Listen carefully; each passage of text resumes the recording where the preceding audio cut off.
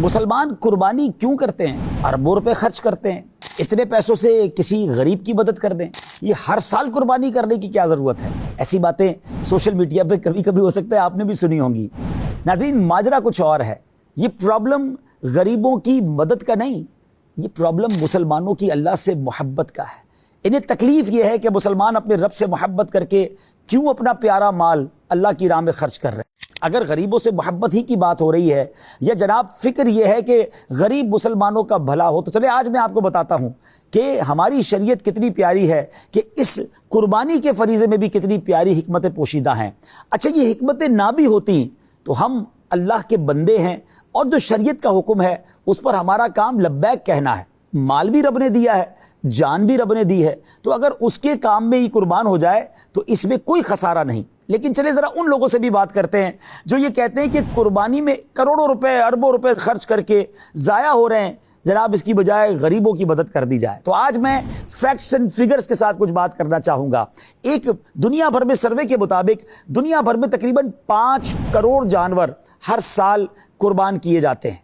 जी हाँ, और अल्हम्दुलिल्लाह पाकिस्तान का जो एक सर्वे किया गया 88 लाख के करीब जानवर कुर्बान हुए। पहले याद रहे कि हर मुसलमान पर कुर्बानी वाजिब नहीं है। जो साहिब इस्तिताअत है, जो इस्तिताअत रखता है, जो माली तौर पे मजबूत है, उसकी कुछ शराइत हैं, उस पर कुर्बानी वाजिब है।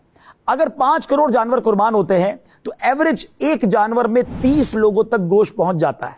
तो तकरीबन 150 करोड़ लोगों तक अल्हम्दुलिल्लाह ये गोश्त पहुंचता है। इसमें अक्सरियत वो होती है कि जिनके पास गोश्त खरीदने की रकम भी नहीं होती। तो आप सोचें, करोड़ मुसलमानों तक ये गोश्त पहुंच रहा है जिनको इससे फ़ायदा हो रहा है। आप जानते हैं कुर्बानी का ये पूरा जो सर्कल है उसमें आलमी मईशत में कितने पैसे का फ्लो बढ़ता है?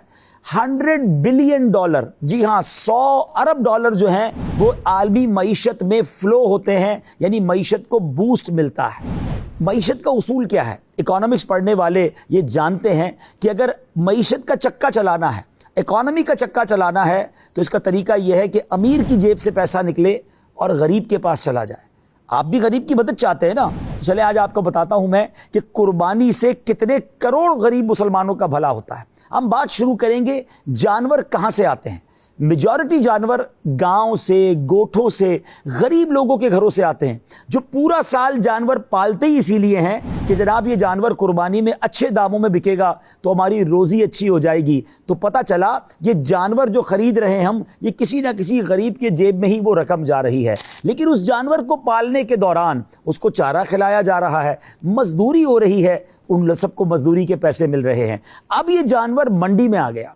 मंडी में लाखों मुसलमानों को जॉब मिल जाती है। मंडी को संभालने वाले सुजुकी के ड्राइवर हो गए, वहाँ जनाब जानवर की रस्सी बेचने वाले, चारा बेचने वाले, एक मेला सा लग जाता है। बल्कि आप हमारे यहाँ की मंडियों में देखें तो और भी खाने पीने के स्टॉल लग जाते हैं, तो उन सबको भी रोज़गार मिल रहा है आर्जी तौर पर। जी हाँ, टेम्परेरी जो जॉब्स हैं वो लाखों की तादाद में पैदा हो जाती हैं कि कई लोगों को 1-2 महीने के लिए रोज़गार एक्स्ट्रा मिल जाता है। अब उसके बाद आगे चलते हैं। अब ये जानवर मोहल्लों में आए, मोहल्ले में आने तक के ट्रांसपोर्ट का कई लोगों को रोज़गार मिला, और जब मोहल्ले में आए तो मोहल्लों के अंदर इन जानवरों को संभालने वाले, उनको मजदूरी मिलना शुरू हो गई। चौकीदारों को चौकीदारी के पैसे मिलना शुरू हो गए। अब मोहल्लों में चारे के स्टॉल लगे, उनको कारोबार मिल गया। उसके बाद जनाब अब कुर्बानी का वक्त आ गया। हज़ारों लाखों कस्साब और उनके हेल्पर्स जो इस जानवर को ज़िबा करते हैं, खाल उतारते हैं और बोटियां बनाते हैं, उन सबको रोज़गार, बल्कि रोज़गार के साथ साथ घर जाते जाते कुछ गोश्त भी मिल गया।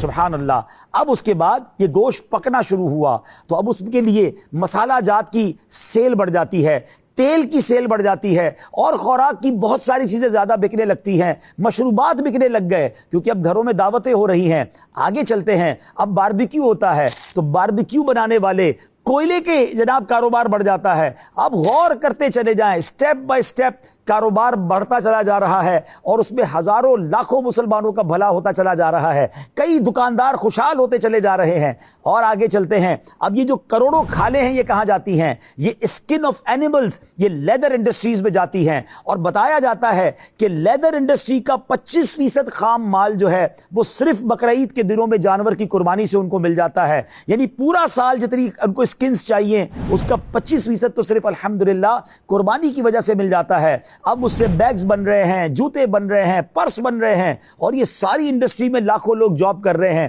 یہ کس کا بھلا ہو رہا ہے؟ یہ کروڑوں مسلمانوں کا, جو غریب مسلمان یا مڈل کلاس کے لوگ ہیں, ان سب کو برکتیں قربانی کی وجہ سے مل رہی ہیں. تو ناظرین, اور میں آپ کو کیا کیا بتاؤں, تو ذرا سوچئے, جانور کو پالنے سے لے کر ہمارے پیٹ میں غذا جانے تک, ذبح ہونے تک, اور اس کی اسکن سے لیدر انڈسٹری کے چلنے تک, قدم قدم پر مسلمانوں کا بھلا ہے. تھوڑی دیر کے لیے مان لیا جائے یہ اعتراض کہ جناب قربانی کرنے سے غریب کا بھلا نہیں ہو رہا, تو یہ اعتراض ہی غلط ہے. جناب قربانی کروڑوں غریبوں کو روزگار فراہم کرتی ہے. ایک بار پھر عرض کر دوں, بے شک یہ تو ایک حکمت میں نے آپ کو بیان کر دی, لیکن جب شریعت کا حکم آ جائے, حکمت نہیں ڈھونڈنی ہے, ہمیں لبیک کہنا ہے. ہمارا مال بھی رب کا دیا ہوا, ہماری جان بھی رب کی دی ہوئی. اور یاد رکھیے, قربانی کے دنوں میں سب سے افضل نیکی یہ ہے کہ جانور کا خون بہایا جائے.